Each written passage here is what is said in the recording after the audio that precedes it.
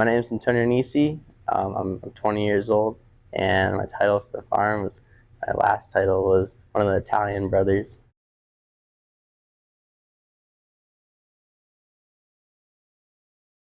So in fourth grade, I was really struggling with school, and my mom started looking out for homeschool groups, and I really had a passion for farming, so I started the homeschool program at the Natick farm, and my journey started there.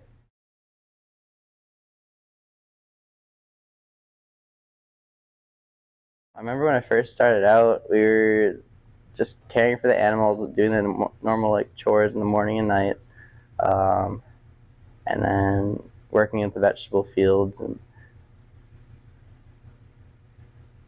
I don't, I mean, we did sugaring too. We did a little bit. I got a taste of everything when I started, but I don't remember like what season I started. If it was spring or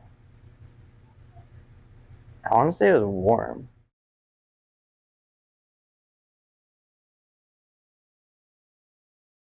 Farm definitely changed my life. I maybe convinced my brother and I convinced our parents to buy a farm in Vermont, and we now have 30 head of cattle. We raised over 600 chickens this year, 50 turkeys, and we're just on year 3. So every year after this is just we keep growing and growing, and the farm just inspired us to do all that, and hopefully it inspires other families too.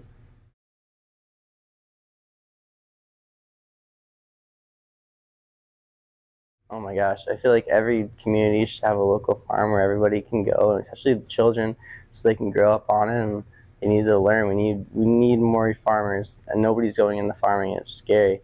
It's all commercial ag, and we need to do small scale regenerative farms. It's the only way we're gonna fix this climate emergency, if you want to call it, or all that. But it's just such a healthy way of life, and people get to learn where their food comes from. And, it's so good for like starting out on the farm so young. I learned where everything came from, all the meats and all the vegetables, and I got to experience that, and I got to grow all of it, and it's a very healthy lifestyle. And yeah, I feel like every community should have a local farm.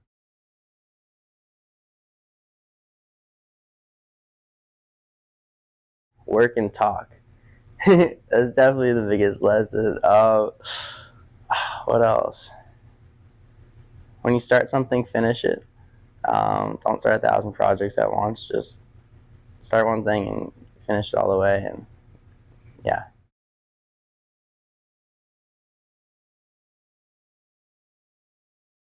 So a lot of people, when you start getting in conversation, you just want to keep talking. You kind of forget about work, but it's important. You gotta get things done, especially the farm here. It's only open from like 8:30. What time do you guys close?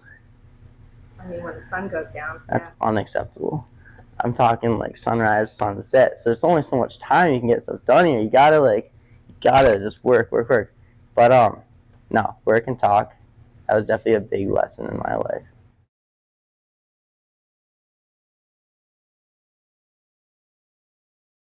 I mean, Casey's taught me so much, and I mean, everybody, honestly, every single person I've worked with here has taught me so much, taught me something different. I mean, Heather, the old flower um, manager, I don't know what her title was, but she was in charge of like all the flowers. She's the florist here, I guess you could say.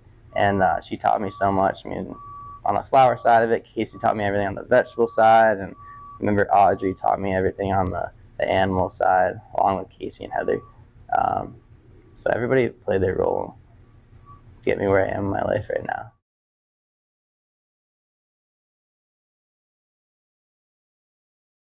I remember Dan Morris and Casey always used to say that right over there, there's a little secret door, and it led to the basement of the greenhouse where there are unicorns and rainbows.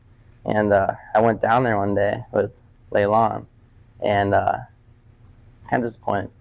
But yeah, that was one of the funniest things I can remember. I don't know. It's just you're always laughing when we're working and having the stupidest conversations. And oh man, yeah.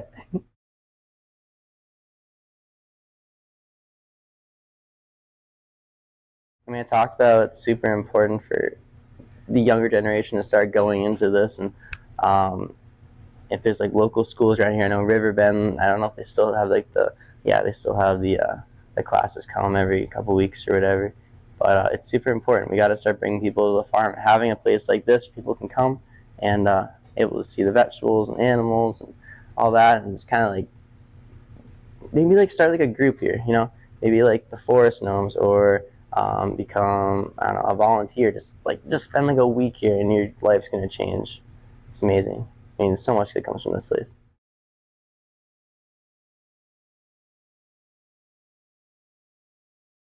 Just to keep inspiring families, and it'd be nice if there were a couple of people like us, like that, kind of like changed our whole lives. We just stopped everything we were doing. We were like, we're just gonna go to Vermont, and we got to take this like to the next level, and because we really see what's going on and how important it is to raise your own food, and how healthy of a lifestyle it is. I mean, driving down here is 4 hours, and I'm just like, you're doing everything wrong. Everyone's commuting to work, and if you have these community farms where everybody can just come at such a short drive, it's less driving. It's just, I don't know. The farm's your home. You should just, I don't know. It's hard to explain.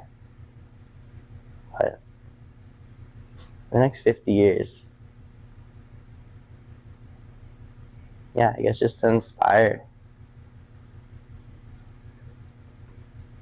Because I don't know, like none of my friends want to go into farming. It's so sad. And so many of the younger generation that I see, they have no interest because nobody's exposing them to this. I mean, they're all just on their phones and whatever, and I can't stand that. I don't even have my phone. I guess I do have my phone on me, but I don't know. I never use my phone. There's no reason.